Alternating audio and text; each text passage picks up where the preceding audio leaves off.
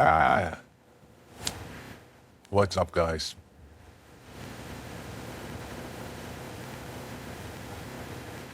We're back again with the flip-flop nonsense of American news these days. Jimmy Kimmel is going to be back on, says Disney, but Sinclair refused to air it, admitting this that it was previously airing.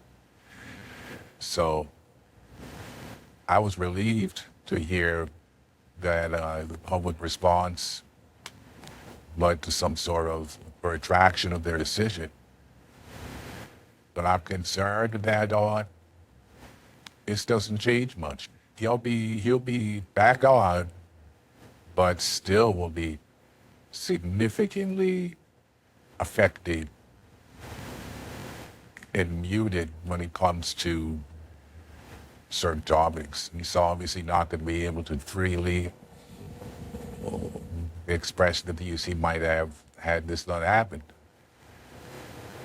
So it's, despite being better than if he had not been reinstated at all, it remains an incremental step in the direction of our loss of our freedom of speech specifically, but freedom in general.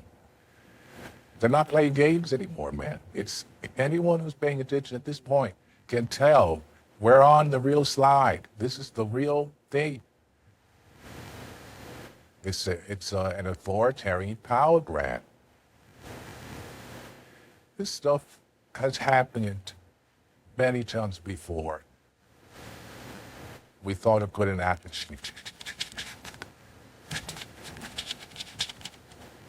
We were obviously mistaken. At this point, it is clear.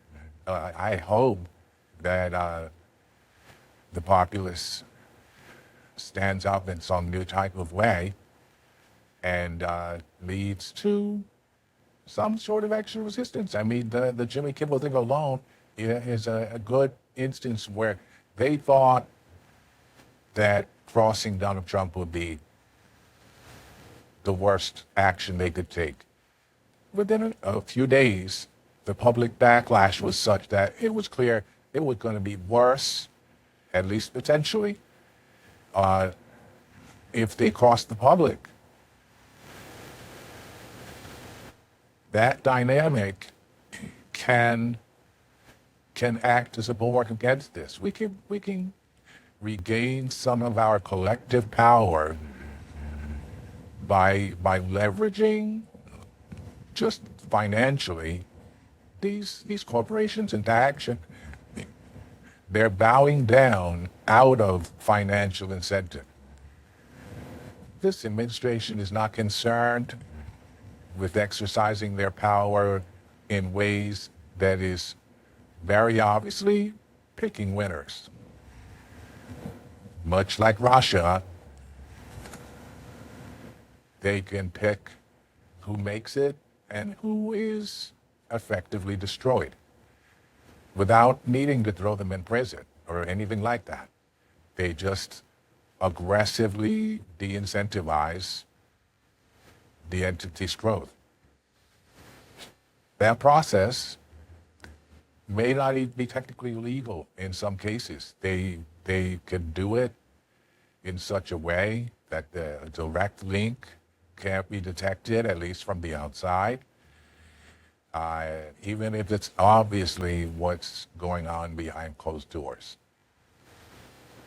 Anyone with some common sense at this point can see the type of relationships that this administration is cultivating, the type of back and forth deal making that they're comfortable making.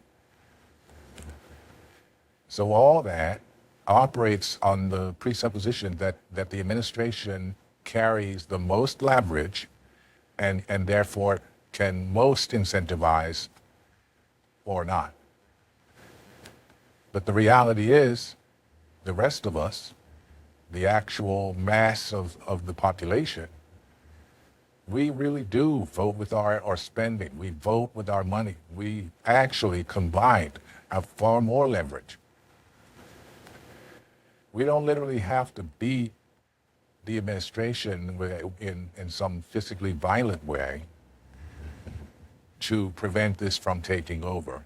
We simply need collective action, coordination, and do our own version of disincentivizing these corporations from crossing us.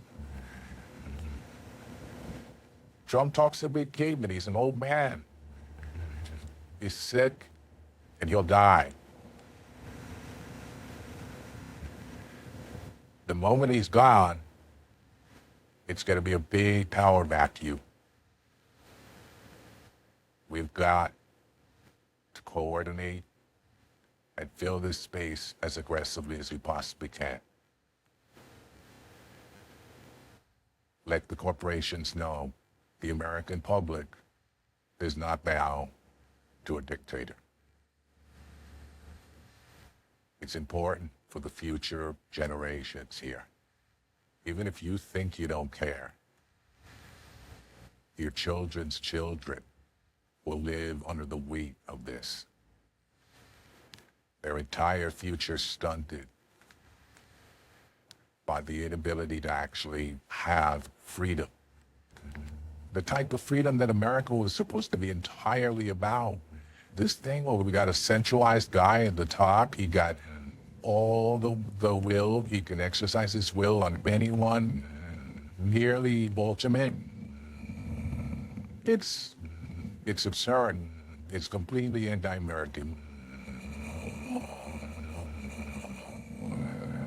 My hope is that the Jimmy Kimmel thing is some sort of turning point. I felt genuinely concerned at the prospect of his show being canceled, and I don't even care about his show. I don't watch that show.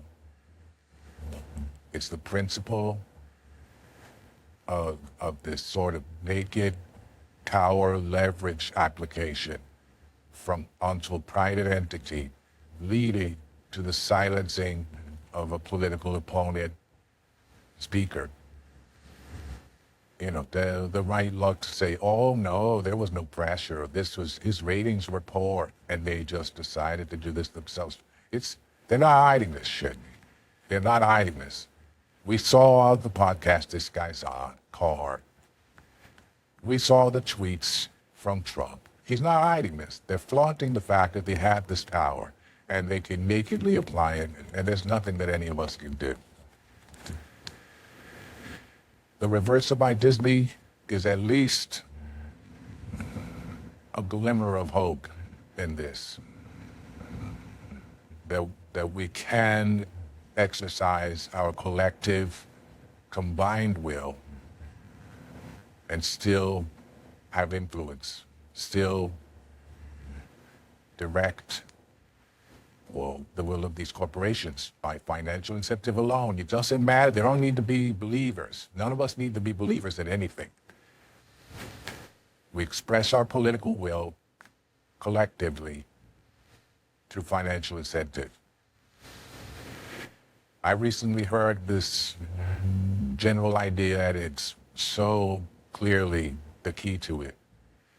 The only thing that scares the people in power is the 99% recognizing themselves, recognizing the collective we that we have behind us. If they can keep us split as left and right, not only are we cut in half, but we expend our energy attacking each other. If we can remember that in the end, it is truly nothing more than a class war, we at least have a chance. Good luck.